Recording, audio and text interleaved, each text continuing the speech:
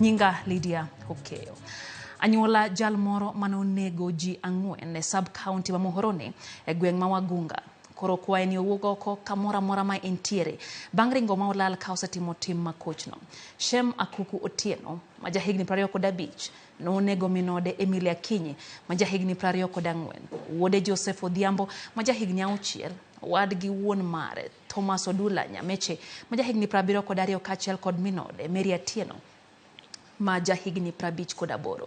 Kaka Judith Omondi leronwa kaluwore kod obila pok oyangore gima nomiyo achijno onego anyuola mare e dalagi mayudre Wagunga Kamswa. Nyaka sani Nyakwar Mgajwang' pok owinj ndache ka obila dhi mbele gi timo nonro. E karo nyango wadonjo e dala jaduong' James Otieno ma wuon Shem Otieno ma ichichgo ni onego min ode, nyathine ma jahiga 6, owadgi wuon mare kaachiel gi minode e kar dak ma Wagunga Muhoroni e kaunti ma Kisumu. Tangiso nyathino bed koda kae. Karo seluoro modhi monego chiege. Koro awinjo ywak nyathi ka nyathi odok kodgi. Kosetong'o ng'ute. Koro katemo na nyathino ok ywa kochwadga to ywaga maduogi. Koro adhi ng'iyo ni nyathini tang'o motimo taromo kode to bati maber okier to ninda taro takadhe. To kakadhe to adhi ng'iyo nyathi ayudo kosenego nyathi. Kaseneno nyathine gi chiege taneno ka ji ochokore tok dala na kanyo. Ko kadhi e tok dala na kanyo tayudo ka kendo maiti moro ne piny. Kendo winjo ni en be monego.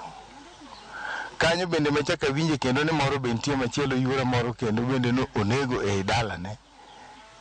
Bende chaka dhi madhi aneno yura no gi wang' adier ni onege adier. Pok oyangore gima ne omiyo wuoyi ni onego jogi.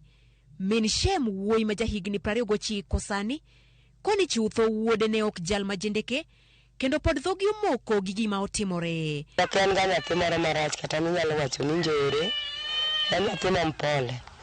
Kata kodhi e kantin ma kuonde gi machiegni gi. Ong'ama oluoro nyaka wuothe mudho kapimo kane godhiambo to rita.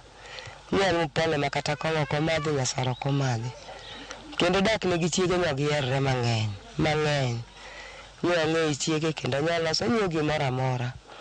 Ok ang'eyo nang'o motokia jowadwa tama pimo. Mada pim kuom nikech ko nyathi ma janjore tiko ni janjore bara gi kuku. Ta timo ne nyaka sani pok aneno gimoro amora kuom dadi.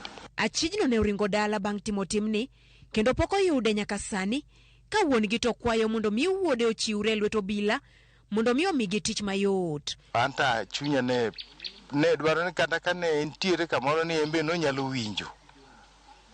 Dwacha maduong' to adwaro mondo bi dala ka sama antiere dala ka.